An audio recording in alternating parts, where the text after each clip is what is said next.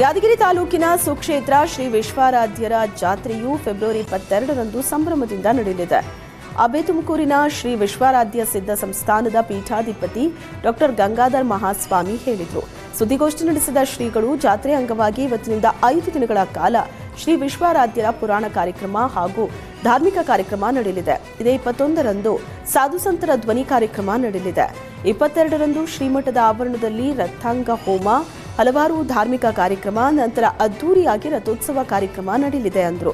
ಜಾತ್ರೆಯಲ್ಲಿ ಕೊಪ್ಪಳದ ಶ್ರೀ ಗವಿಸಿದ್ದೇಶ್ವರ ಮಹಾಸಂಸ್ಥಾನ ಮಠದ ಜಗದ್ಗುರು ಅಭಿನವ ಗವಿಸಿದ್ದೇಶ್ವರ ಮಹಾಸ್ವಾಮಿಗಳು ಸೇರಿದಂತೆ ವಿವಿಧ ಮಠಾಧೀಶರು, ಸಚಿವರಾದ ಎಚ್.ಕೆ. ಪಾಟೀಲ್, ರಾಮಲಿಂಗಾರೆಡ್ಡಿ, ಶರಣಬಸಪ್ಪ ದರ್ಶನ ಬೋಸ್ ಸೇರಿದಂತೆ ಅನೇಕ ರಾಜಕೀಯ ಗಣ್ಯರು ಆಗಮಿಸಲಿದ್ದಾರೆ. ತುಮಕೂರು ನಗರದ ವೀರಸಾಗರ ಬಳಿಯ ರಾಜಕಾಲುವೆಗೆ ಕಾರ್ಖಾನೆಯ ಕೆಮಿಕಲ್ ತ್ಯಾಜ್ಯ ಹರಿಸ್ತಾ ಇದ್ದ 2 ಟ್ಯಾಂಕರ್ಗಳನ್ನು ಪಾಲಿಕೆ ಸಿಬ್ಬಂದಿ ಜಪ್ತಿ ಮಾಡಿದ್ದಾರೆ. ರಾತ್ರಿ ವೇಳೆ ಕಾಲುವೆಗೆ ತ್ಯಾಜ್ಯ ಹರಿಸ್ತಾ ಇರೋ ಮಾಹಿತಿ ಲಭ್ಯವಾಗುತ್ತಿದ್ದಂತೆ ತಕ್ಷಣ ಕಾರ್ಯಾಚರಣೆ ಕೈಗೊಂಡ ಪಾಲಿಕೆ ಸಿಬ್ಬಂದಿ ಸ್ಥಳಕ್ಕೆ ದೌಡಾಯಿಸಿದ್ರು. ಪರಿಶೀಲನೆ ವೇಳೆ ಟ್ಯಾಂಕರ್ಗಳಲ್ಲಿ ಕಾರ್ಖಾನೆಯ ಕೆಮಿಕಲ್ ತ್ಯಾಜ್ಯವಿದ್ದುದು ಬೆಳಕಿಗೆ ಬಂದಿದೆ. ಜಪ್ತಿ ಮಾಡಿದ ಟ್ಯಾಂಕರ್ಗಳಲ್ಲಿದ್ದ ಕೆಮಿಕಲ್ ತ್ಯಾಜ್ಯವನ್ನು ಮಾದರಿ ಸಂಗ್ರಹಿಸಿ ಹೆಚ್ಚಿನ ಪರೀಕ್ಷೆಗಾಗಿ ಮಾಲಿನ್ಯ ನಿಯಂತ್ರಣ ಮಂಡಳಿಗೆ ಕಳಿಸಲಾಗಿದೆ. ವರದಿ ಬಂದ ಬಳಿಕ ಮುಂದಿನ ಕ್ರಮ ಕೈಗೊಳ್ಳಲಾಗುತ್ತೆ ಅಂತ ಅಧಿಕಾರಿಗಳು ತಿಳಿಸಿದ್ದಾರೆ. ಚಿಕ್ಕಮಗಳೂರಿನಲ್ಲಿ ಮನೆಗಳ ಮೇಲೆ ಕಲ್ಲು ಎಸೆತ ಪ್ರಕರಣ ಸಂಬಂಧ ಮತ್ತೆ ಇಬ್ಬರನ್ನ ಬಸವನಹಳ್ಳಿ ಪೊಲೀಸರು ವಶಕ್ಕೆ ಪಡೆದಿದ್ದಾರೆ. ದಲಿತ ಮಹಿಳೆ ಸುಧಾ ಅನ್ನೋರ ಮನೆ ಮೇಲೆ ಕಲ್ಲು ಎಸೆಯಲಾಗಿತ್ತು. ಅರ್ಫದ್ ಹುಸೇನ್ ಎಂಬ ಇಬ್ಬರನ್ನ ಪೊಲೀಸರು ವಶಕ್ಕೆ ಪಡೆದಿದ್ದಾರೆ. ಇಬ್ಬರು ಅಪ್ರಾಪ್ತರ ಮೇಲೆ ಬಜರಂಗದಳ ಬಿಜೆಪಿಯಿಂದ ಹಲ್ಲೆ ನಡೆಸಿದ್ದಾರೆ ಅಂತ ಎಸ್ಡಿಪಿಐ ಆರೋಪಿಸಿತ್ತು. ಇದೀಗ ಮತ್ತೆ ಇಬ್ಬರು ಅಪ್ರಾಪ್ತರನ್ನ ಪೊಲೀಸರು ವಶಕ್ಕೆ ಪಡೆದಿದ್ದಾರೆ. ಕಲ್ಲು ಎಸೆತ ಪ್ರಕರಣದಲ್ಲಿ ಇವರೆಗೆ ಒಟ್ಟು 4 ಅಪ್ರಾಪ್ತ ಮುಸ್ಲಿಂ ಬಾಲಕರನ್ನ ವಶಕ್ಕೆ ಪಡೆದಿದ್ದು ತನಿಖೆ ನಡೆಸಲಾಗುತ್ತಿದೆ.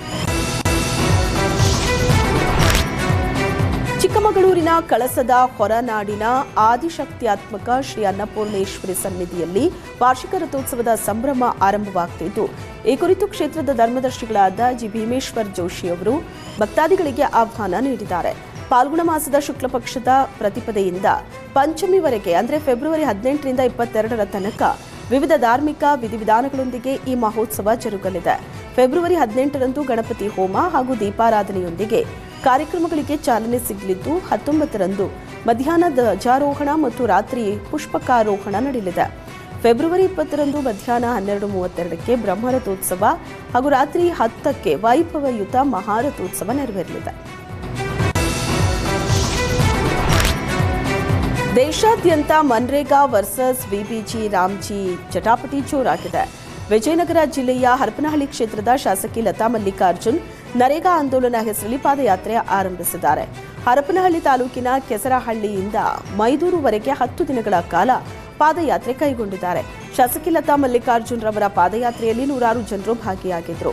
ರೈತರು, ಕಾರ್ಮಿಕರು, ಮಹಿಳೆಯರು ಮತ್ತು ಕಾಂಗ್ರೆಸ್ ಪಕ್ಷದ ಕಾರ್ಯಕರ್ತರು ಶಾಸಕಿ ಲತಾ ಮಲ್ಲಿಕಾರ್ಜುನ್ ಜೊತೆ ಹೆಜ್ಜೆ ಹಾಕಿದ್ರು. ನರೇಗಾ ಯೋಜನೆ ಗ್ರಾಮೀಣ ಭಾರತದಲ್ಲಿ ಉದ್ಯೋಗ ಭದ್ರತೆಯನ್ನ ಖಾತರಿಪಡಿಸೋ ಮಹತ್ವದ ಯೋಜನೆಯಾಗಿದ್ದು, ಮಹಾತ್ಮ ಗಾಂಧಿ ರಾಷ್ಟ್ರೀಯ ಗ್ರಾಮೀಣ ಉದ್ಯೋಗ ಖಾತ್ರಿ ಯೋಜನೆಯನ್ನ ರಕ್ಷಿಸುವ ಉದ್ದೇಶ ಹೊಂದಿದೆ ಅಂತ ಲತಾ ಮಲ್ಲಿಕಾರ್ಜುನ್ ತಿಳಿಸಿದರು. ಬೆಂಗಳೂರಿನ ಕೆಆರ್ ಮಾರುಕಟ್ಟೆಯಲ್ಲಿ ಅತ್ಯಾಧುನಿಕ ಪಾರ್ಕಿಂಗ್ ವ್ಯವಸ್ಥೆ ಕಾಮಗಾರಿ ಪ್ರಗತಿಯಲ್ಲಿದೆ. ಬಾಕಿ ಕಾಮಗಾರಿ ಶೀಘ್ರ ಪೂರ್ಣಗೊಳಿಸುವಂತೆ ಜಿಬಿಎ ಮುಖ್ಯ ಆಯುಕ್ತ ಮಹೇಶ್ವರ್ ರಾವ್ ಅಧಿಕಾರಿಗಳಿಗೆ ಸೂಚನೆ ನೀಡಿದ್ದಾರೆ. ಕೆಆರ್ ಮಾರುಕಟ್ಟೆಗೆ ಅಧಿಕಾರಿಗಳೊಂದಿಗೆ ಭೇಟಿ ನೀಡಿ ಪರಿಶೀಲನೆ ನಡೆಸಿದ ಜಿಬಿಎ ಆಯುಕ್ತ ಮಹೇಶ್ವರ್ 90% ಕಾಮಗಾರಿ ಪೂರ್ಣಗೊಂಡಿದ್ದು, ಉಳಿದ ಕಾಮಗಾರಿ ತ್ವರಿತವಾಗಿ ಮುಗಿಸಿ ಸಾರ್ವಜನಿಕರ ಉಪಯೋಗಕ್ಕೆ ಒದಗಿಸಲು ಸೂಚಿಸಿದರು. ಮಾರುಕಟ್ಟೆಯಲ್ಲಿ ಸ್ವಚ್ಛತೆಗೆ ಹೆಚ್ಚಿನ ಆದ್ಯತೆ ನೀಡುವಂತೆ ತಿಳಿಸಿದ ಮಹೇಶ್ವರ್ ಬಳಕೆಯಲ್ಲಿ ಇಲ್ಲದ ಶೌಚಾಲಯ ದುರಸ್ತಿ ಕಾರ್ಯಕ್ಕೆ ಸೂಚಿಸಿದರು.